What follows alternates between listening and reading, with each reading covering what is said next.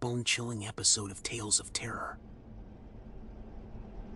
In today's episode, we will talk about renowned paranormal investigators Ed and Lorraine Warren. Throughout their careers, the Warrens encountered some of the most terrifying and inexplicable cases of supernatural activity. Join me as we delve into their paranormal investigations and the eerie tales that continue to haunt us to this day. Our first story takes us to the infamous town of Amityville, New York. In 1974, the Lutz family moved into a seemingly idyllic Dutch colonial house. Little did they know that the house held a dark secret, one that would terrorize them in ways they could never have imagined. Their nightmarish ordeal became known as the Amityville Horror, captivating the world with its tales of malevolent spirits and inexplicable phenomena. It all began shortly after the Lutz family moved in. George and Kathy Lutz, along with their 3 children, started experiencing strange occurrences that sent shivers down their spines. Unexplained odors permeated the air, reminiscent of rotting flesh and sulfur. Doors slammed shut with tremendous force, and windows shattered without any logical explanation. But these were merely the prelude to the horrors that awaited them. As the days went by, the Lutz family became increasingly tormented by the unseen forces within the house. Kathy woke up each night at 3:15 a.m., the same time that Ronald DeFeo Jr. had brutally murdered his family in that very house the year before. George would wake up to the sound of footsteps pacing the second floor, yet when he investigated, he found nothing. The children's behavior began to change as well. They developed dark circles under their eyes, their personalities becoming increasingly volatile.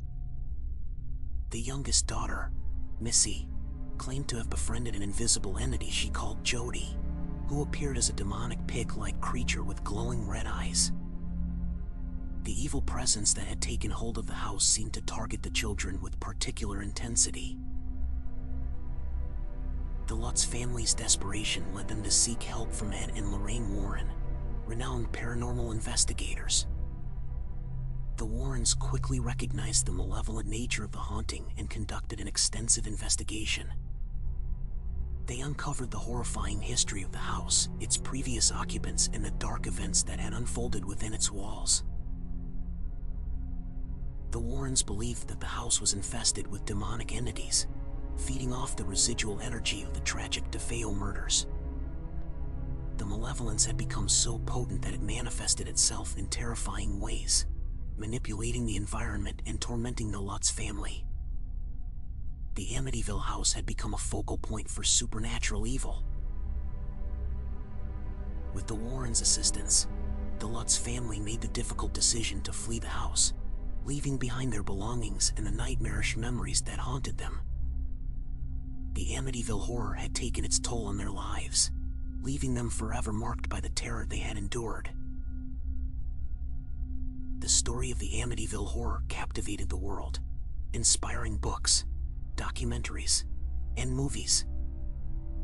It became one of the most famous cases in paranormal history, raising questions about the nature of evil and the presence of malevolent forces in our everyday lives. To this day, the Amityville house remains a subject of fascination and speculation. While skeptics question the validity of the events, the Lutz family and the Warrens maintain the truth of their experiences, forever changed by the horrors they faced within those walls. Our next story takes us to Harrisville, Rhode Island, where the Perron family found themselves at the center of a terrifying and relentless haunting. In 1971, Roger and Carolyn Perron, along with their 5 daughters, moved into an old farmhouse with hopes of starting a peaceful life in the countryside. Little did they know that their dream home would become a nightmare filled with malevolent spirits and unexplained phenomena. It didn't take long for the Perron family to realize that something was terribly wrong in their new home. Strange occurrences began to unfold, shaking their belief in the peaceful life they had envisioned. Doors slammed shut on their own, disembodied footsteps echoed through the hallways, and objects mysteriously moved or disappeared altogether. As the days turned into weeks, the paranormal activity escalated. The spirits seemed intent on tormenting the family, making their presence known at all hours of the day and night. They would wake the parents with chilling whispers and disturbing voices, leaving them sleep-deprived and filled with dread. Carolyn Perron became a primary target for the spirits. She would experience physical manifestations of their presence, such as bruises and scratches appearing on her body without any rational explanation. The toll it took on her mental and physical well-being was immense, and she sought help to understand and rid their home of the malevolent entities. Enter Ed and Lorraine Warren, the renowned paranormal investigators known for their expertise in dealing with supernatural phenomena. They were called upon by the Perron family to assess the situation and provide guidance and support in the face of the relentless haunting. The Warrens' investigation revealed a long history of tragedy associated with the farmhouse. The land upon which it stood had witnessed countless dark events, including suicides, murders, and other forms of violence. The spirits of the deceased seemed trapped within the house, unable to find peace and lashing out at the living. The Warrens worked tirelessly to communicate with the spirits and understand their motivations. Through their expertise in the occult, they uncovered the identity of a particularly powerful and malevolent entity that was responsible for the majority of the haunting. It had latched onto the farmhouse and the Perron family, feeding off their fear and anguish. The battle against the supernatural forces was fierce and intense. The Perron family, with the guidance of the Warrens, performed rituals and prayers to cleanse the house and protect themselves from the spirit's influence. The process was grueling, requiring immense courage and determination to face the dark forces head-on. Eventually, the relentless efforts of the Perron family, along with the support of the Warrens, proved successful. The haunting began to subside, and a sense of peace settled over the once tormented farmhouse. While the scars of the ordeal would forever remain, the Perron family found solace in knowing they had overcome the darkest of challenges. The Perron family haunting remains one of the most well-documented and chilling cases in the Warrens' extensive career. It stands as a testament to the resilience of the human spirit and the power of faith in the face of unimaginable terror. Our next story takes us to Enfield, a quiet suburb in London, England, where the Hodgson family found themselves in the grip of a terrifying and widely publicized haunting.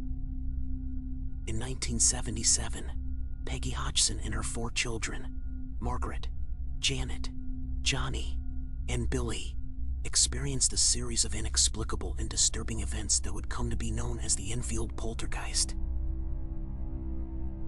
It began innocently enough, with strange knocking sounds and furniture moving on its own. But as the days went by, the paranormal activity escalated dramatically. Objects would fly across the room, seemingly propelled by an unseen force. Furniture levitated and slammed back down with a jarring thud. And most disturbingly, the voices of unseen entities echoed through the walls, taunting and terrorizing the Hodgson family. The youngest daughter, Janet, seemed to be the epicenter of the haunting. She would be thrown out of her bed by an invisible force, her body contorting in unnatural ways. The voices that emanated from her seemed to be of different genders and ages, at times speaking in foreign languages and displaying knowledge beyond her own.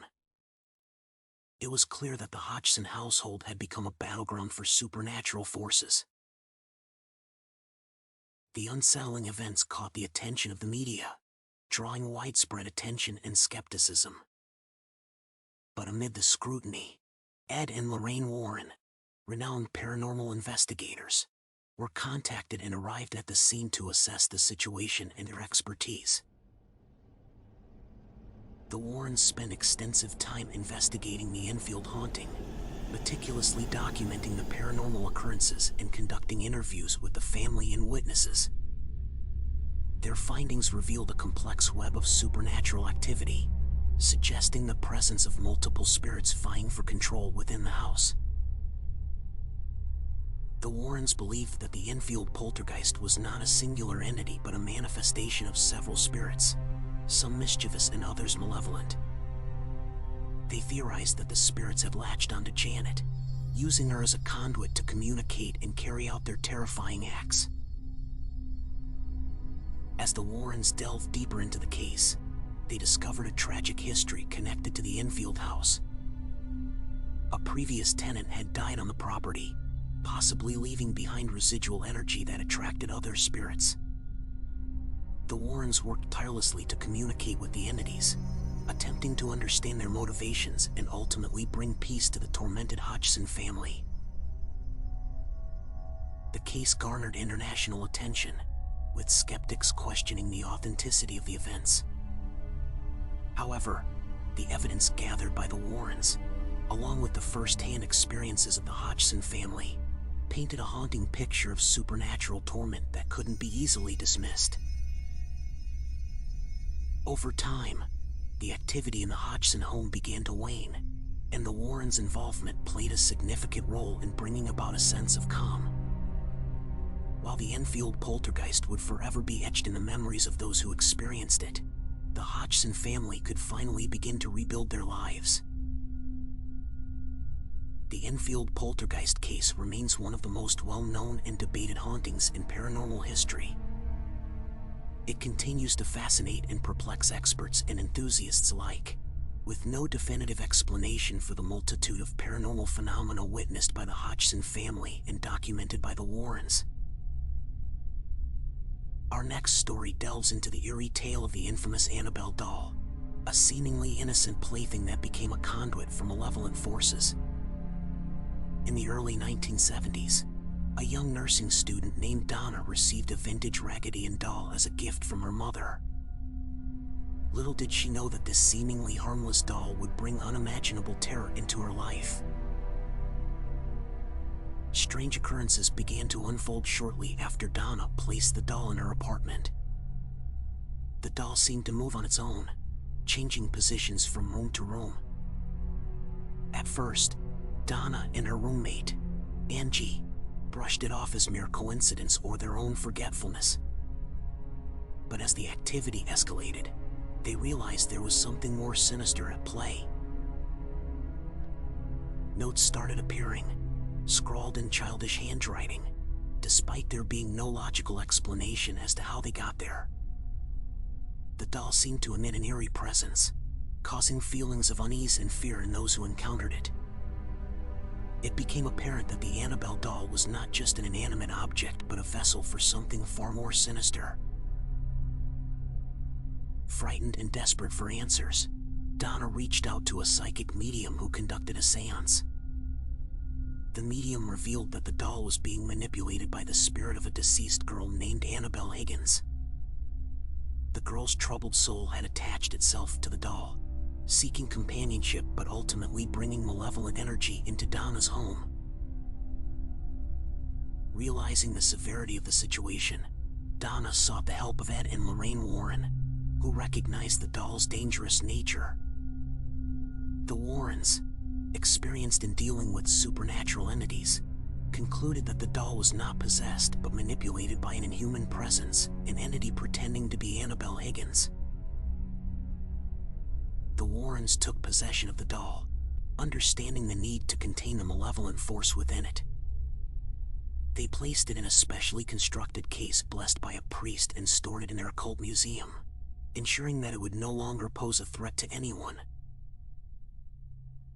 The story of the Annabelle doll gained significant attention and became a prominent part of the Warrens' case files. It inspired movies and captivated audiences with its chilling tale of an innocent-looking doll housing dark forces. The Warrens' Occult Museum became the final resting place for the doll, surrounded by other haunted and cursed artifacts. Visitors to the museum were cautioned to approach the doll with caution, as it continued to emanate an eerie energy. To this day, the Annabelle doll remains a source of fascination and intrigue, a chilling reminder that evil can manifest itself in unexpected forms.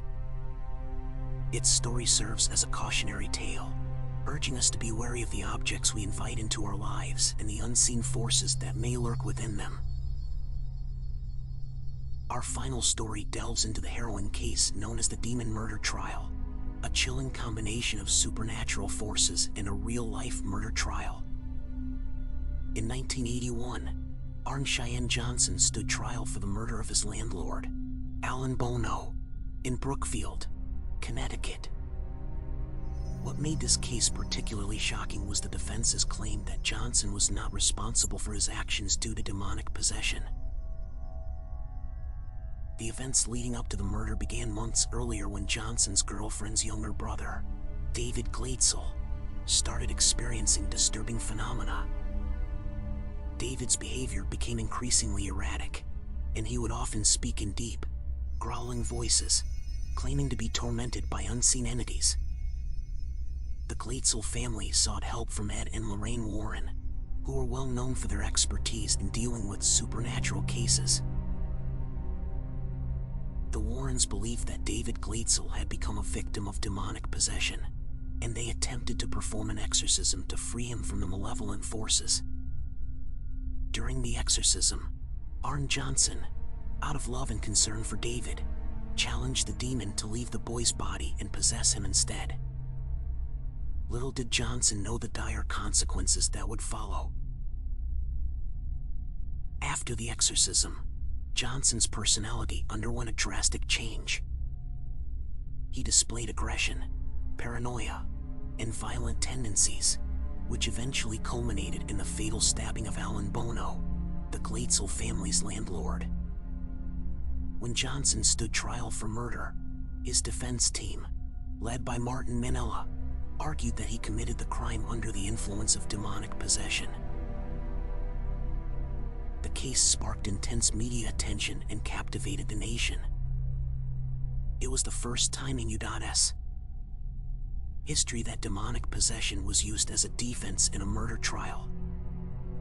The defense called upon the Warrens to testify and provide evidence of the supernatural occurrences leading up to the tragic event. The trial garnered both skepticism and fascination, with many questioning the validity of demonic possession as a legitimate defense. However, the jury ultimately found Johnson guilty of first-degree manslaughter, accepting the argument that he acted under the influence of an external, supernatural force. The Demon Murder Trial left a lasting impact on the legal and paranormal communities, raising important questions about the existence of evil forces beyond the realm of human comprehension. It became a landmark case that blurred the lines between the physical and spiritual realms, leaving the public both intrigued and unsettled. Arn Cheyenne Johnson's case serves as a chilling reminder of the potential consequences of delving into the dark world of the supernatural. It showcases the dangers of inviting malevolent entities into our lives and the devastating consequences that can follow. Thank you for joining me on this captivating exploration into the real-life horror stories of Ed and Lorraine Warren. If you found this video intriguing, remember to like, subscribe, and share our channel for more spine-chilling content. Until next time, may you be spared from the clutches of the supernatural, and may your nights be free from the horrors that lurk in the shadow.